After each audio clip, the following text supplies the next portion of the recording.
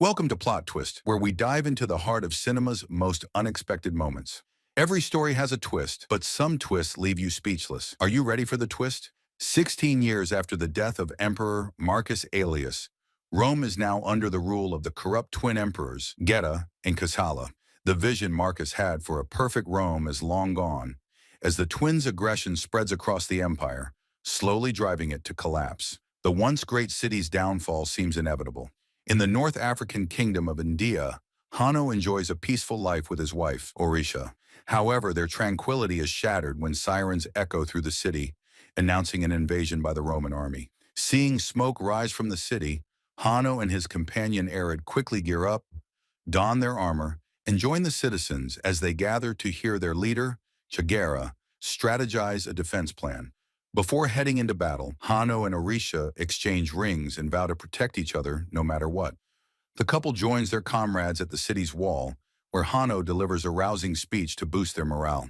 Soon, Roman ships, commanded by General Akazu, appear on the horizon. In response, the Numidians unleash their catapults and archers, dealing significant damage to the incoming fleet. Despite the assault, Akazu orders his men to press forward while returning fire with their own catapults and archers. Flames engulf both sides as chaos erupts, and within minutes, countless men lay dead. Once the Roman ships reach the fortress, the army lowers platforms and launches a full-scale invasion. General Acatus leads the charge, cutting down soldier after soldier with ruthless precision. On the other side, Hanno fights with unmatched ferocity, taking down Romans at an impressive speed. As the Romans storm through the fortress, they rely on the strength of their shields for protection. Meanwhile, Orisha provides cover from above, shooting arrows to aid the sword fighters on the ground. However, her skill catches Acatus's attention, and he commands his archers to retaliate. Tragedy strikes as Orisha is fatally shot, and her body plunges into the sea. Hanno watches in sheer horror as she falls. Distracted by grief, he is struck from behind by a Roman soldier and collapses. While unconscious, Hanno envisions the mythical ferryman taking Orisha into the afterlife. He tries to chase after her, screaming her name in desperation. But just as he reaches her, his body resurfaces in the water, bringing him back to reality. When Hanno regains consciousness, he finds Orisha's lifeless body nearby. Overcome with grief, he removes the arrow from her chest and mourns her loss. Before he can process the tragedy, Roman soldiers capture him. With the battle over, Acatus declares the city a Roman conquest. His men burn the fallen bodies, while all surviving citizens, including Hanno, are branded with burning irons, marking them as slaves. Hanno and the others are then sent to Rome to face their new reality. During the journey on the ships, Hanno notices that Yagera has a severe wound and quickly helps him wrap it up. Yagera, aware that his time is running out, begins to reminisce about the day he found Hanno as a lost child wandering the desert. This memory triggers something in Hanno's mind, taking him back to his childhood. He remembers living with a loving family until the day the Romans attacked his home, forcing his mother to send him away to safety. When the ships finally dock at the port of Rome, Acatus is greeted as a hero. The twin emperors crown him with laurels, honoring his triumph.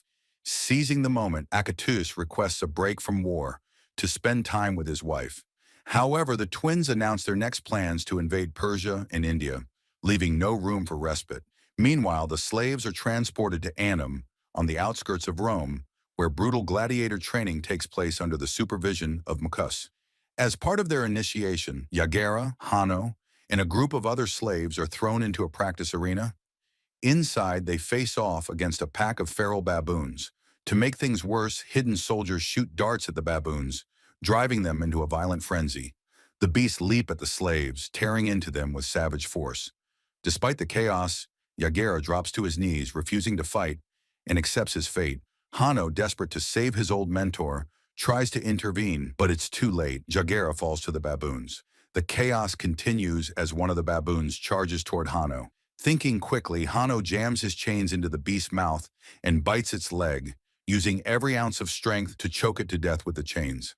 His ferocity and skill catch the attention of Marcus, who is so impressed that he decides to purchase Hanno as a gladiator. Later, Hanno and the remaining slaves are sent to the barracks where Marcus's other slaves reside. There they mock Hanno by making baboon noises, taunting him relentlessly. After being fed, the new recruits are taken to Messus for evaluation. Hanno refuses to speak during his assessment, which angers Makis. To test him, Maskus orders Gladiator trainer Vigo to fight him. At first, it seems Hanno is at a disadvantage, struggling against Vigo's strength and experience. But soon, Hanno regains his footing, fighting back with impressive skill and defeating Vigo in a display of raw power and determination. After his victory, Hanno is taken to Makis's private chambers. Makis explains that he selects gladiators based on their inner rage, and he sees plenty of it in Hanno. For the first time, Hanno speaks, declaring that his sole goal is to kill Achatus. Makis responds by telling him that the path to vengeance lies in winning enough fights in Rome to gain the power and influence he needs. Meanwhile, Achatus reunites with his wife Lucilla, the daughter of the late emperor. He confides in her, expressing his growing frustration with the tyranny of the twin emperors. Together they begin to hatch a plan to rebel against them and restore Rome to its former glory. Not long after, Makis takes Hanno to a lavish party in the city, hosted by Senator THX. Hanno and one of THX's slaves are forced to fight to the death with swords in front of Emperors Geta and Kassala. At first, Hanno refuses to kill, opting instead to use furniture and any objects he can find around him to attack his opponent. However, the other man refuses to surrender, leaving Hanno with no choice but to stab him with a sword. Geta is impressed by Hanno's skill and composure and asks him where he's from. Instead of answering directly, Hanno replies with a quote from Virgil's The Aeneid. Thankfully, the emperors find his poetic answer amusing and express their eagerness to see him compete in the arena. After the party, Massus scolds Hanno for his cheekiness in front of the emperors and demands to know where he learned such words. Hanno explains that his city once held a Roman prisoner, and he picked up some stories and phrases from him. Makis remains skeptical of his explanation. To Hanno's surprise, he is paid 2 coins for the fight and learns that gladiators can save up their earnings to eventually buy their freedom. Later that night, in a hidden chamber, Lucilla and Achatus meet with several senators to discuss their plans to save Rome. Achatus reveals that the Roman army is loyal to him, and the senators agree to support his rebellion against the twin emperors. A few days later, Hanno and the other slaves are transported to Rome to compete in the gladiator games at the Colosseum, their first glimpse of the legendary arena. They are in awe of its grand architecture and towering statues, but also notice the stark contrast of poverty lining the streets outside. Memcius meets with Senator THX, and the two agree to double their bets on the outcomes of the gladiator battles. Inside, the twin emperors, Geta and Cacalla, take their seats in the VIP section alongside Achatus and Lucilla. The crowd erupts into chants, cheering Achatus's name as a hero. After a brief speech from the general, the games begin. The slaves are released into the arena, facing off against the reigning gladiator champion, Glow, who makes a dramatic entrance riding a massive rhino. As the leader of the group, Hanno quickly organizes a strategy to evade the rhino's attacks. At first, the plan works well, but chaos soon ensues. One of the slaves is struck, and his injury slows him down, allowing Glow to capture him with Bolus. The rhino delivers a fatal blow, goring the man with its horn. Determined to turn the tide, Hanno rubs dirt through his hands, a gesture that catches Lucilla's attention, reminding her of her former lover, Maximus, the hero of the first movie. Hanno uses the dirt to create a distraction, throwing it at the rhino to confuse the beast. He leaps out of the way, causing the massive animal to crash headfirst into the arena wall. The impact causes Glow to fall off the rhino, injuring him. Despite his injuries, Glow gets up and charges at Hanno, leading to a brutal hand-to-hand fight. As they exchange blows, Geta recalls the poetic quote Hanno had shared at the party, and Lucilla watches closely, piecing together the similarities to her past. Hanno and Glow continue their fierce battle, using every weapon they can find scattered around the arena. The intensity reaches its peak when Glow manages to knock Hanno to the ground. At that moment, Emperor Kerala signals for blood, but Lucilla pleads for mercy. Geta ultimately intervenes, giving a thumbs up to spare Hanno's life. However, Hanno refuses to accept pity from the Romans. Fueled by determination, he rises and resumes the fight. In a matter of swift and calculated moves, he manages to stab Glow. The crowd erupts, chanting for him to deliver the final blow. This time, Geta gives a thumbs down, commanding Hanno to finish the fight. With 2 swords in hand, Hanno decapitates Glow, sealing his victory. The crowd, along with the other slaves, begins chanting Hanno's name, acknowledging his newfound glory. Back in the gladiators' quarters, Dr. Ravi tends to Hanno's wounds from the brutal battle. Meanwhile, Lucilla retreats to her private chambers, piecing together the subtle clues she witnessed throughout the day. The poetic quote and Hanno's habit of running dirt through his hands confirm her suspicions. Hanno is Lucius, the son she had with Maximus. Years ago, when Lucius was just a child, he was the legitimate heir to the Roman throne. To protect him from those who sought to eliminate him for power, Lucilla sent him away in secret. Now, as the realization hits her, Lucilla breaks down in tears, overwhelmed by the return of her son. Later, she invites Maccus to share a meal, attempting to act casual as she subtly inquires about his slaves. Maccus, however, notices her nervous demeanor and grows suspicious. Determined to uncover the truth, Maccus begins asking questions about Lucilla's past and learns that she once had a son who mysteriously disappeared. Rumors suggest that her late husband wasn't the boy's father, as he was known to prefer the company of men. Armed with this information, Maccus starts piecing things together, growing increasingly suspicious. That evening, Lucilla sneaks out of her home through a hidden tunnel and meets with a senator ally who helps her gain access to the Gladiator cells. There she confronts Hanno. He reveals that he does remember her and his true name, but he coldly states, "Lucius is dead. I'm only Hanno now." Lucilla tries to explain why she sent him away and how much she regretted it, but Hanno is overcome with anger. He shouts at her to leave and kicks her out of the cell. Heartbroken, Lucilla returns home and confides in Achates, revealing that her son is alive. She pleads for his help, but their conversation is overheard by a maid, putting their secret at risk. The next morning, Hanno is training with the other slaves under Vigo's watchful eye. Still bitter over his previous defeat, Vigo sends the group away, forcing Hanno to operate the rowing mechanism alone as punishment. By the end of the day, Hanno's hands are raw and bleeding. Dr. Ravi tends to Hanno's wounds and shares a personal story to comfort him. Ravi explains that he's a free man who could have returned to his homeland, but he chose to stay in Rome after falling in love and starting a family. Meanwhile, preparations are underway for the next gladiator battle, which will take place on water. The arena is transformed into a flooded battleground, complete with ships and a few sharks swimming ominously in the water. The water arena turns into chaos as the battle begins. The opposing team opens fire with flaming arrows, and every time a man is hit, his body tumbles into the water, becoming food for the circling sharks. Amid the carnage, Hanno rallies his team, urging them to keep rowing. Once they get close enough to the enemy ship, Hanno's crew destroys the oars of the opposing vessel, immobilizing it. Arrows continue to rain down, taking out more men, but Hanno's team refuses to give up. With their enemy unable to move, Hanno commands his ship to ram into the other vessel, splitting it in two. Hanno and his men leap onto the enemy's shattered ship, engaging in hand-to-hand combat and killing the opposing fighters one by one. More bodies fall into the shark-infested water as the broken ship is pushed against the arena wall, bringing Hanno dangerously close to the main seating area. Spotting an opportunity, Hanno grabs a crossbow and takes aim at Achates. Just as he fires, a fighter lunges at him, causing the arrow to miss its mark. Instead, the arrow lands between the twin emperors, who immediately assume it was a direct attack on them. Despite the near miss, the crowd goes wild, chanting Hanno's name once again. After the fight, Vigo confronts Hanno, furious about the crossbow stunt.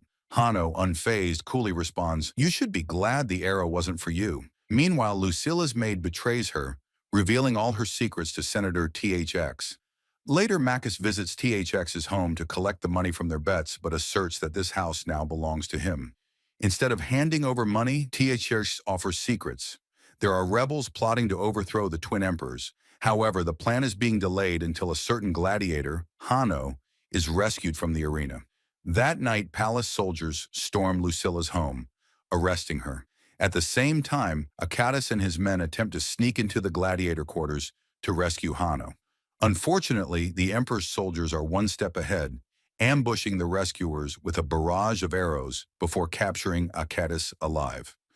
Lucilla and Achates are dragged before the twin emperors. Geta scolds them for their betrayal, but Achates merely laughs in his face, enraging Kassala. Furious, Kassala grabs a sword and lunges at Achates to kill him on the spot. However, Geta intervenes, declaring that their punishment must be carried out publicly. After the couple is thrown into a cell, Maccus advises the emperors on their next move. He points out that crucifixion is reserved for thieves, and Achates is seen as a war hero. If the emperors want to maintain favor with the citizens, it would be wiser to send Achatus to the arena instead. The next day, Dr. Ravi takes Hanno to a shrine dedicated to past gladiator champions. While exploring the shrine, Hanno notices that Maximus's name has been scratched off the wall. However, inside Maximus's grave, his iconic armor and swords remain perfectly preserved. Hanno stands before the wall in the shrine, reading the inscription, "What we do in this life echoes in eternity." These words stay with him as he prepares for the next gladiator fight. The arena is heavily guarded this time, with extra soldiers protecting the main seats. Lucilla is brought out in shackles to witness the events, a cruel display of the emperor's control. Achatus is the first to fight, pitted against the elite soldiers of the Praetorian Guard. Despite being outnumbered and wounded multiple times, Achatus proves why he is considered a magnificent warrior, defeating every soldier with skill and determination. Next, Hanno is sent out to face Achatus. The crowd grows divided, unsure of whom to cheer for, as both men are extraordinary fighters. Their duel is intense, each matching the other's strength and skill. The battle drags on with no clear victor in sight. Eventually, Achatus, exhausted and realizing the futility of the situation, lowers his swords. He tells Hanno, "I know who you really are." Raising his hands in surrender, he shocks the crowd. Geta, furious, immediately signals for Achatus to be killed by giving a thumbs down. Before Hanno can deliver the final blow, Achatus confesses, "I truly love Lucilla, and I would have died for Maximus." These words strike a chord with Hanno, who drops his sword in defiance. The twin emperors, enraged by their disobedience, order the archers to execute Achatus. Arrows rain down, killing him instantly. Overcome with anger, Hanno turns to the crowd and shouts, "Is this how Rome treats its heroes?" Hanno continues his speech to the crowd, proclaiming, "If this is how Rome treats its heroes, then what can the citizens expect? Worse?" His words resonate, and the crowd begins booing the twin emperors. Chaos erupts as the guards struggle to hold back the angry mob, while Geta and Cacalla hastily retreat from the Colosseum. That evening, Maccus visits Hanno in the gladiator quarters, questioning why he spared Achatus. Hanno explains that building a better Rome is possible, but Maccus scoffs, dismissing it as an impossible dream. He reminds Hanno, "You're nothing more than a tool, a pawn in a game much bigger than you." Meanwhile, the streets of Rome are engulfed in turmoil. Citizens riot, setting fires and demanding the heads of the twin emperors. The soldiers attempt to suppress the uprising, but are overwhelmed by the sheer numbers of the enraged mob. In the royal chambers, Geta and Cacalla argue fiercely over how to handle the crisis. Cacalla blames Geta for everything, accusing him of losing control of the city. In retaliation, Geta throws water in Cacalla's face, further escalating the tension. Enraged, Cacalla storms out of the room, with Emesis following closely behind to manipulate him. Maccus whispers insidiously, "Geta will shift all the blame onto you in public. He'll make you the scapegoat." Fueled by jealousy and resentment over always having to share power, Cacalla decides to act. He grabs a blade and confronts his brother. In a fit of rage, Cacalla slashes Geta's hand. Geta, wounded but composed, manages to stop him from inflicting further harm. "I love you, brother," he pleads, causing Cacalla to hesitate, unsure of his next move. Cacalla, driven by Maccus's manipulation, allows him to guide his hand to slash Geta's neck multiple times before delivering a final stab, ending his brother's life. The next morning, Lucilla visits Hanno in the gladiator quarters. She gives him Maximus's ring, a symbol of their shared past. In return, Hanno offers his condolences for all she's endured, and the two reconcile with a heartfelt hug, putting aside the pain of the years lost between them. Meanwhile, Cacalla takes over the throne, and in a bizarre display of power, announces that his pet monkey will serve as his first consul, with Amycus as his second. To solidify his influence, Maccus presents Geta's severed head to the senators, explaining that he needs greater authority to protect their government during these tumultuous times. The senators, swayed by fear, vote to make Maccus the leader of the Praetorian Guard. Later, Maccus visits Lucilla, revealing a dark truth. He confesses that he was once a slave to her father and now intends to erase the imperial bloodline entirely by crowning himself emperor. At the same time, Hanno entrusts Maximus's ring to Ravi, instructing him to deliver it to Achatus's loyal army stationed in Osta. Recognizing its significance, Ravi agrees. Before departing, he secretly hands Hanno the keys to the cells. The next day, Ravi avoids several guards as he sneaks into the camp and meets Achatus's men. When he presents the ring and reveals it was sent by Lucius, the rightful prince of Rome, The general immediately pledges his support to the cause. Back at the Colosseum, the stage is set for Hanno's final fight. Vigo announces the stakes. Hanno will fight for the wooden sword of freedom, a rare prize that will grant him his liberty if he wins. As the fight begins, Hanno, seizing the moment, opens the cell door and ambushes Vigo, knocking him to the ground. In a poetic act of defiance, he uses the wooden sword meant to symbolize freedom to slowly and deliberately kill Vigo. The other slaves, inspired by Hanno's courage, pour out of their cells, swiftly overpowering and killing the guards who try to stop them. While the chaos unfolds, Hanno makes his way to his father's grave. There he retrieves his father's sword and armor, symbols of his legacy and strength. Holding the arrow that killed Orid, he whispers to it, "Wait for me." With his resolve unshaken, Hanno gathers the freed slaves and delivers a powerful speech. His words ignite a fire within them, and they all agree to fight for their freedom. United and determined, they march into the arena. Inside, Hanno finds Lucilla tied to a post, surrounded by rebel senators. The crowd roars his name, their excitement masking the sinister plot unfolding. Suddenly, royal soldiers flood the arena, and the crowd turns on them, booing loudly. Before the soldiers can strike, the slaves storm in, evening the odds and turning the battle into a fierce, chaotic melee. The fighting intensifies as blades clash and chaos consumes the arena. Kakala watches from above, exhilarated by the spectacle, while Makis grows increasingly frustrated. Makis orders a commander to call in the cavalry, but the response is grim. The cavalry is unavailable, as they are busy protecting the city from Akatis's old army, which is now advancing from Osta. Despite the limited resources, Makis manages to summon a small group of soldiers who soon enter the arena. These reinforcements, ruthless and well-trained, begin slaughtering both slaves and senators indiscriminately, causing panic to erupt in the crowd. In the midst of the chaos, a guard fires an arrow that strikes a spectator in the crowd. This proves to be the breaking point. Furious, the crowd erupts into a riot, pushing soldiers off the walls while losing more civilians in the process. Amid the turmoil, Makis seizes the opportunity to betray Katsala, stealthily stabbing a bodkin into his ear, killing him instantly. With enough soldiers killed in the arena, an opening forms. Hanno rushes to rescue Lucilla, but just as he reaches her, Makis fires an arrow that pierces her heart. In her final moments, Lucilla gives Hanno words of encouragement, urging him to fulfill the dream of a better Rome before dying in his arms. Makis escapes the arena on horseback, heading toward the city gates to join the army. Determined to stop him, Hanno grabs a horse and follows. Outside the city, the Praetorian Guard faces off against Akatus's army, led by Ravi. Suddenly, Hanno rides into view, confronting Makis. Introducing himself as Lucius, the rightful heir to the throne, Hanno tackles Makis off his horse, and the two engage in a fierce duel. Makis proves to be a formidable opponent, managing to break Hanno's sword and blindsiding him by throwing dirt in his face. Taking advantage, Makis pushes Hanno into the river and repeatedly tries to stab him, but the blows bounce harmlessly off Hanno's armor. In the depths of the river, Hanno sees himself in the afterlife once more. Remembering his mother's last words, he resurfaces with renewed strength. With a powerful punch, he disarms Makis, retrieves a nearby sword, and cuts off Makis's arm before delivering a fatal slash to his stomach. As Makis's lifeless body floats away, Hanno turns to address the armies. He reminds them of his grandfather's dream of a perfect Rome, one built on unity, not division. Inspired, the soldiers from both sides chant in agreement and lay down their weapons, vowing to end the fighting. That night, Lucius returns to the arena. He kneels where Lucilla fell, collecting some of her blood before grabbing a handful of dirt in honor of his father Maximus.